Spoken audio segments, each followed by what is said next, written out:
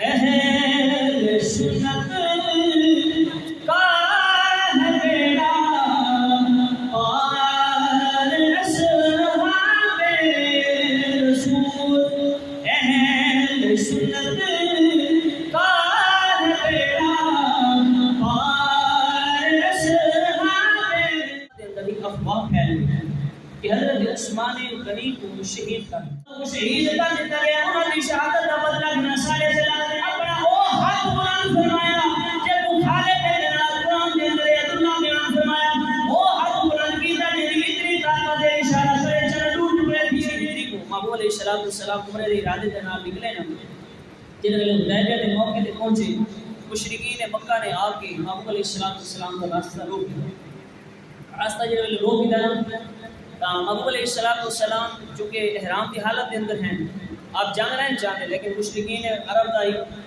اظہار ہے کہ ایسا کرنا جنگ کرنا چاہتے ہیں، تو محبوب علیہ السلام نے جنگ کے راستے کو ترک کر کے حضرت عثمان غنی کو اپنا سفیر بنا کے دیا کہ ونجو تسا اپنے عرب کے اندر مکہ کے اندر بڑے مالدار ہیں تاجر ہیں بڑا خاندان ہے، تسا ون کے بڑے سرکار لگا لو کہ ایسا صرف عمرہ کرانا دے پڑے، ایسا صرف عراقین عمرہ ادا کرے سو اور تو بعد واپس آوے سارا جنگ دا کوئی ارادہ نہیں۔ حضرت عثمان غنی رضی اللہ تعالی عنہ مکہ کے اندر تشریف گیندا ہے، مشرکین مکہ نے حضرت عثمان غنی کو روک دیا، کچھ بارہ گزر گیا، وہ تو مصطفیٰ کریم صلی اللہ علیہ وسلم کے صحابہ کے اندر ایک افواہ پھیل گئی کہ حضرت عثمان غنی کو شہید کر دیا۔ جب یہ خبر مصطفیٰ کریم صلی اللہ علیہ وآلہ وسلم کی بارگاہ کے اندر پہنچی ہے تو محبوب علیہ السلام جلال دیا، نبی کریم صلی اللہ علیہ وسلم نے 1400 صحابہ موجود ہیں، محبوب علیہ السلام نے ارشاد فرمایا میرے غلام اگر عثمان غنی کو شہید کر دیتا گیا اللہ کے رسول سے فرمان میرا مکہ کے اندر گئے، اگر انہوں کو شہید کر دیتا گیا انہوں نے شہادت کا بدلہ گنا سارے سے لا دیں، صحابہ نے عرض کی فدا پاتی ہوں گے جانا قربان کر تمہیں مصطفیٰ کریم صلی اللہ علیہ وسلم نے ارشاد فرمائی ہے بیعت محبوب علیہ السلام نے حق سامنے کیتا، محبوب علیہ السلام نے صحابہ نے مصطفیٰ نے حق رکھ کے بیعت کریں ایسا عثمان دا بدلہ گیسو سارے صحابہ اللہ علیہ مجمعین مصطفیٰ کریم صلی اللہ علیہ وسلم سے حق دے ہوتے حق رکھ کے این چیز کا دعویٰ بیعت کریں، این چیز کا اقرار بیعت کریں کہ یا رسول اللہ اگر عثمان کو شہید کر دیتا گیا عثمان کی جان دا بدلہ گیسو عثمان دا خون رائے سارے صحابہ نے جنہوں نے بیعت کی اصل ہی مقام ایسا آیا کہ سارا ایمان تازہ ہو گیا، اصل عثمان غنی کی شان پہ آشش کر اٹھے، سب کو رشک پہ گیا کہ عثمان غنی کی کیا شان ہے، اے نسل ہمارے کو مقام اور مرتبہ کیا ہے، ارشاد میں ہر انسان نے اپنا حق مصطفیٰ کے حق میں رکھ کے بیعت کی تھی، لیکن جنہوں نے آخری موقع آیا کہ انسان بیعت کر کے تھا مصطفیٰ نے اپنا وہ حق بلند فرمایا جب وہ کھالے پہ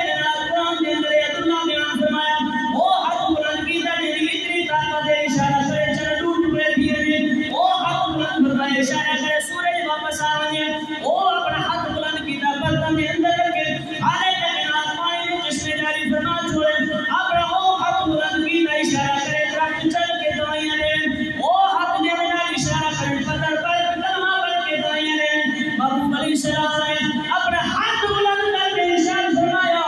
اے میرے صحابہ گواہی ہو اے حق عثمان دا حق ہے مصطفیٰ دے حق پہ رکھ کے عثمان کی بیعت فرمایا،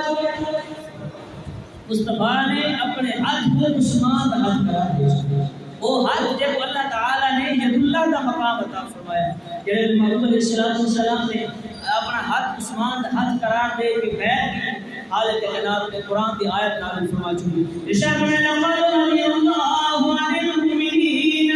اذ یبایعونک تحت الشجرۃ فعلم ما فی قلوبہم فأنزل السکینۃ علیہم وأثابهم فتحا قریبا،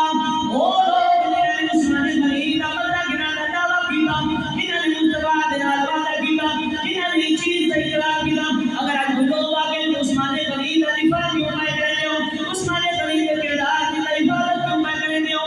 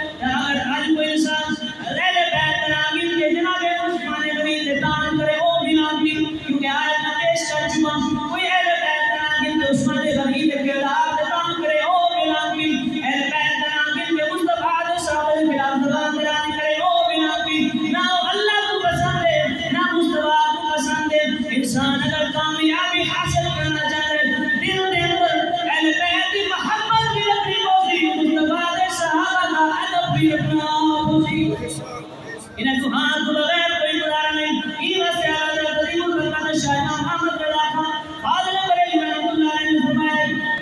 اہل سنت کا ہے بیڑا اور اصحاب رسول اہل سنت کا ہے بیڑا اور اصحاب رسول نجم ہے اور ناؤ ہے ادرک رسول اللہ کی سمندر کے اندر اگر انسان سفر بھی اپنی کشتی کے سوار ہوا کشتی جناب دشمنی کرے تاب انسان مغلب